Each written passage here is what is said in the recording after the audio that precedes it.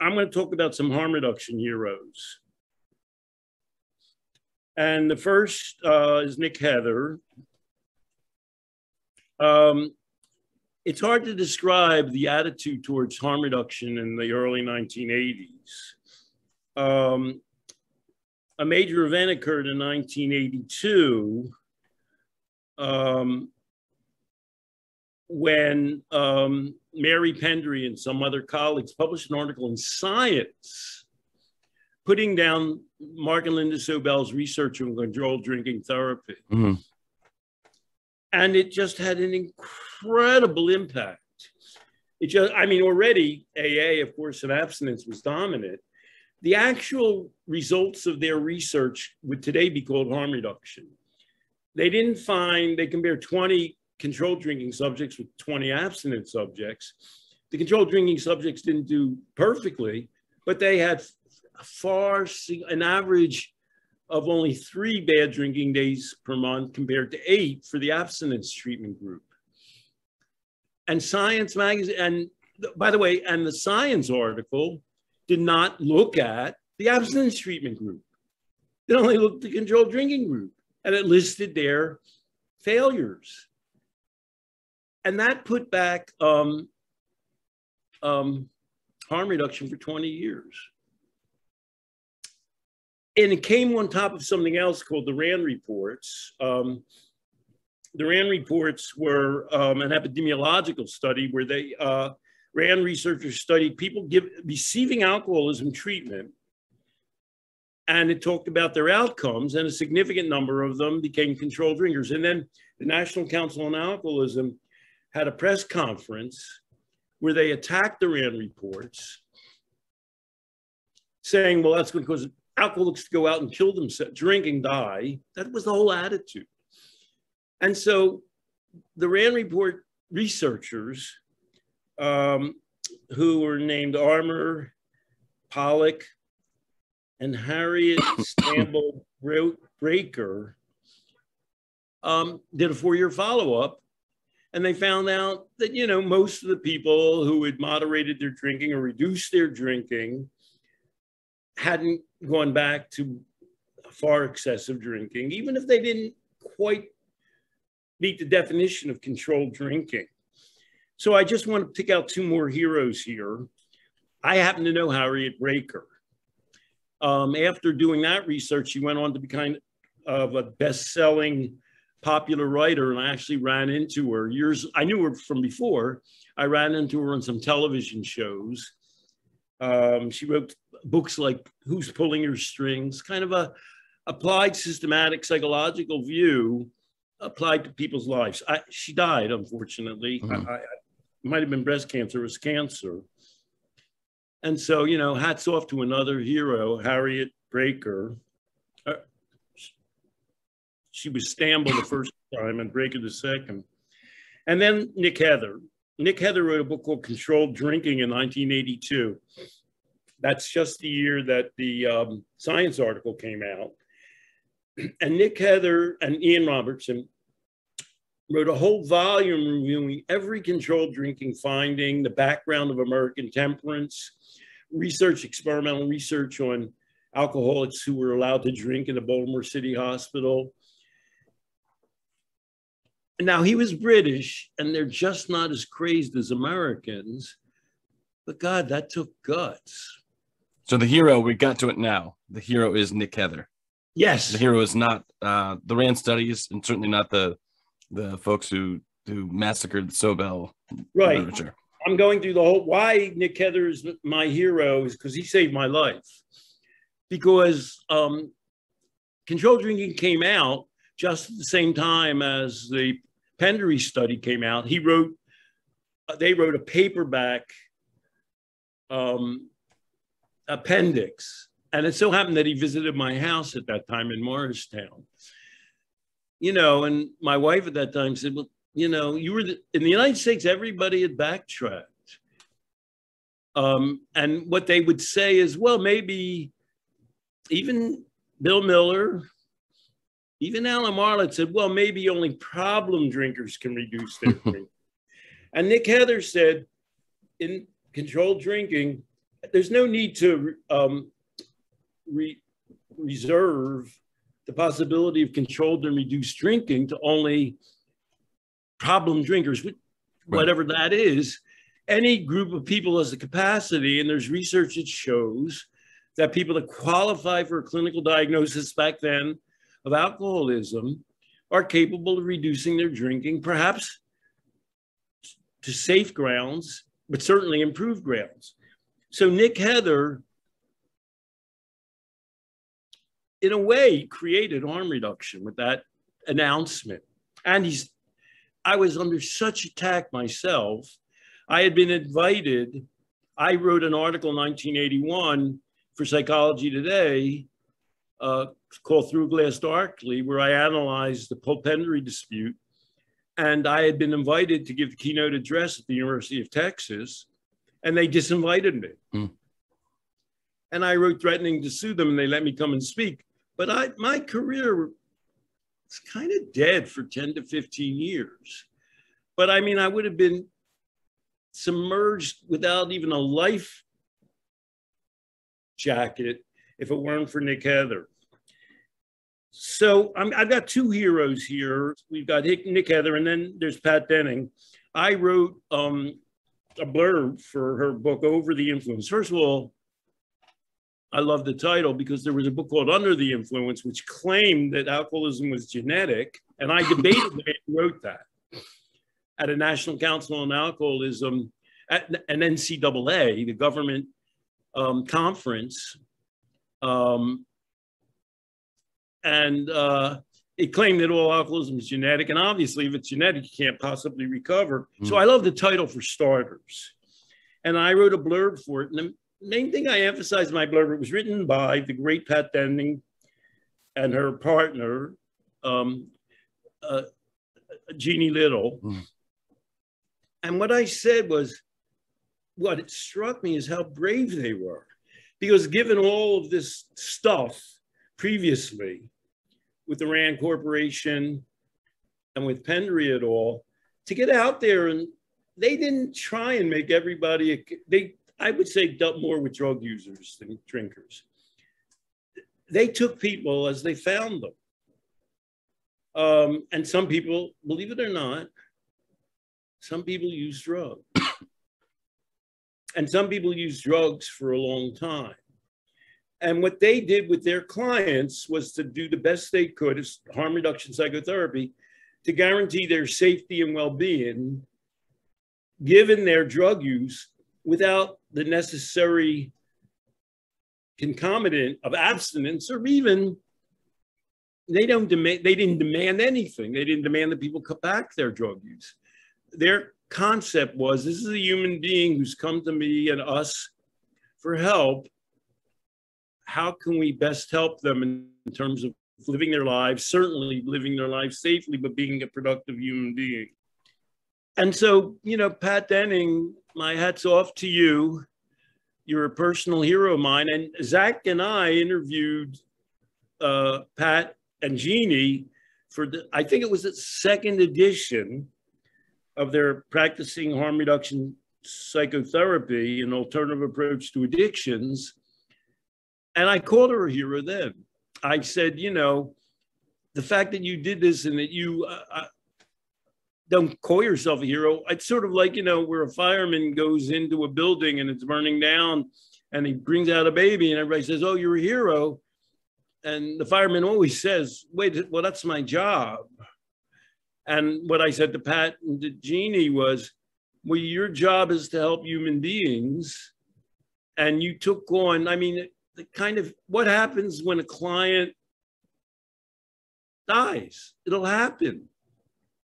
I mean, you could be assailed, but your job is to help people, and you took on that job.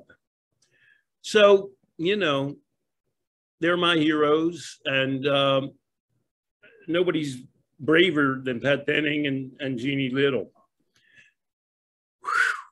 So let's see, we've had tennis heroes young, Layla Fernandez and old, Billie Jean King, harm reduction pioneers, Nick Heather and Patt Denning. I'm going to throw in a wild card now. Adi Jaffe. Adi Jaffe's a guy with some kind of energy, you know what I mean? I've known him a little while now. I've had dinner with him on both coasts. Adi started out his career, he came from a, I don't know, prominent, successful family, and he became a meth dealer and went to penitentiary, which doesn't look good on your resume. And I don't know what his current status is. For some time, they wouldn't give him a license to practice psychology in California, which can, you know, hinder your practice. Nonetheless, at one point, he did his practice with partners, and they did controlled drinking. And Adi would go to a bar and meet a client and drink with them as, you know, practice. I say, Adi, that takes some guts. And he's a guy who doesn't lack chutzpah, Adi Jaffe. So I just want to give a little, you know, he's not a pioneer in the same way that Nick Heather and Patt Denning are, but he's a man a person who's put himself out on the line to do something, and he's gotten some negative feedback, and he seems unperturbed by it.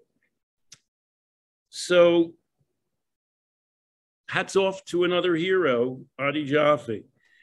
Now, underlying, obviously, everything we're talking about, I mean, people might say, well, why are you talking about achievement and people looking for having success and Martin Seligman and chutzpah and gumption and guts? What's that got to do with addiction?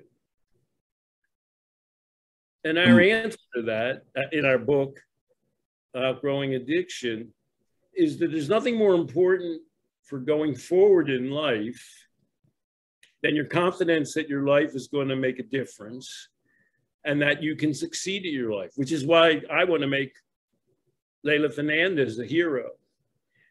So what are the implications for that in terms of, we spend hundreds of millions of dollars on drug addiction. And, you know, one of my favorite stalking horses is named Volko. She's the head of the National Institute on Drug Abuse since 2003.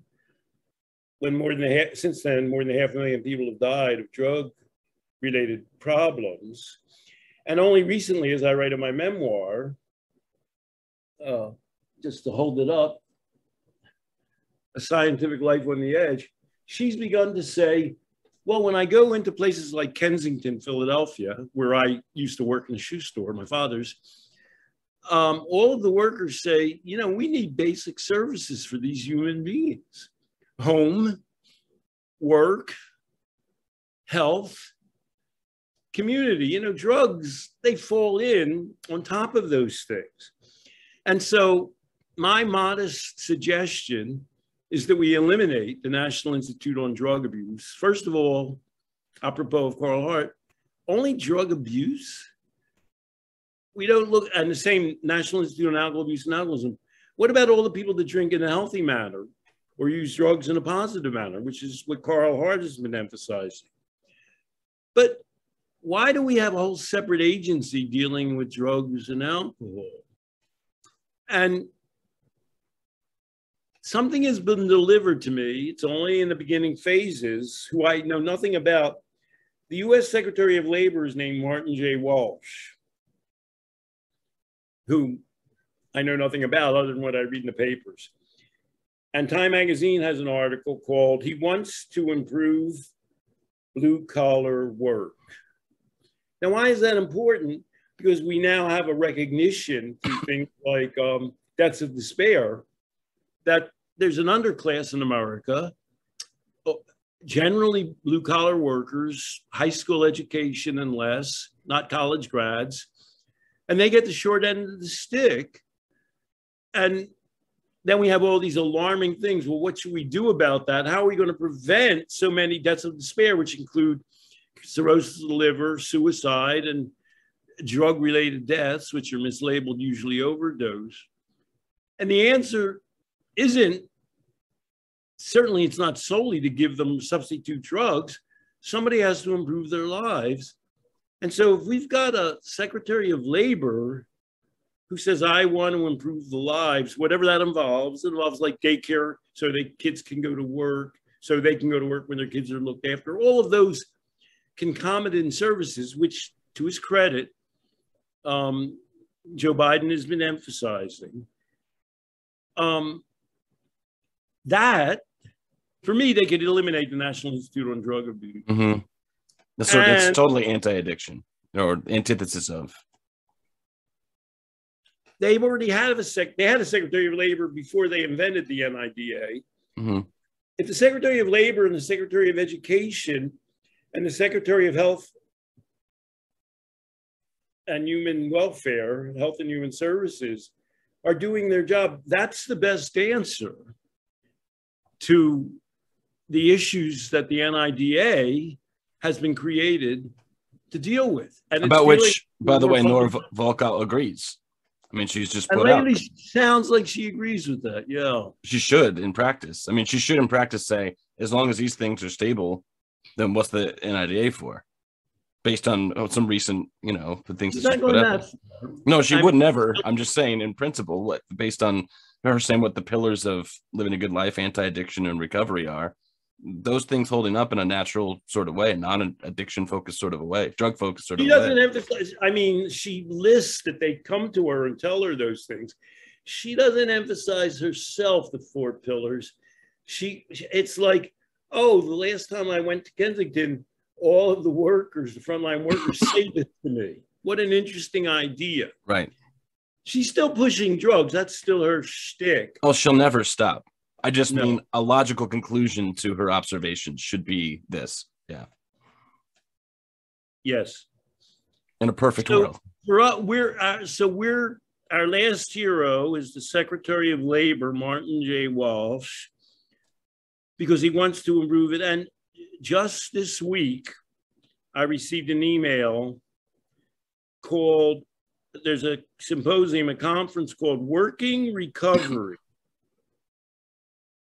Why employment is pivotal to sustained addiction recovery. I don't know. I'm not invited. I wrote them and said, don't you want to invite me? We have something called the Life Process Program.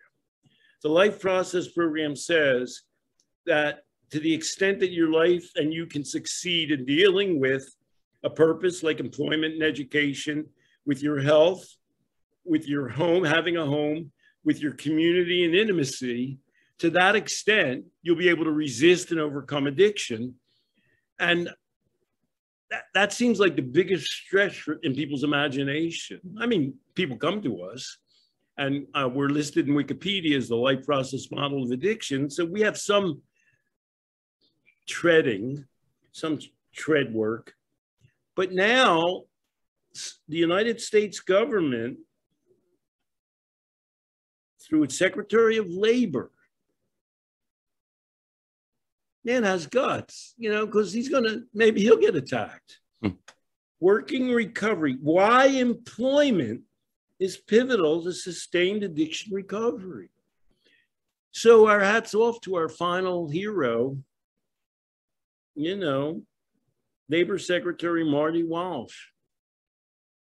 And we're all in with him and enhancing the dignity and the status of blue collar. If we don't do that, and if we don't recognize that people's ability to recover from addiction is predicated on their ability to sustain themselves and live a valuable life that they respect and that others respect, then we have no hope of reversing our drug deaths and addiction epidemic.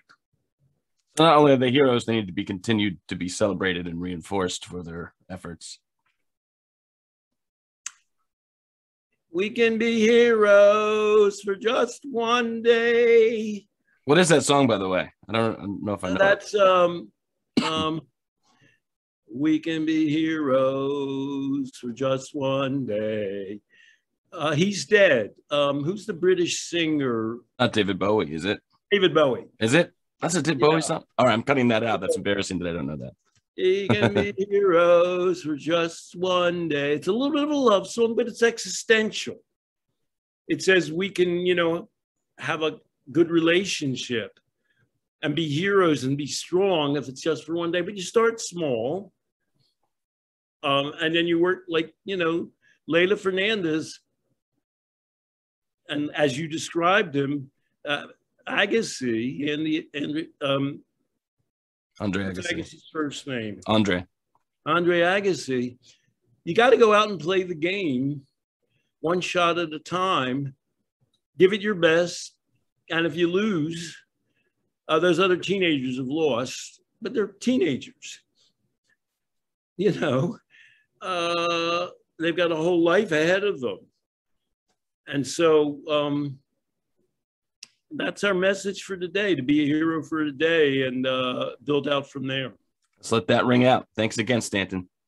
Pleasure.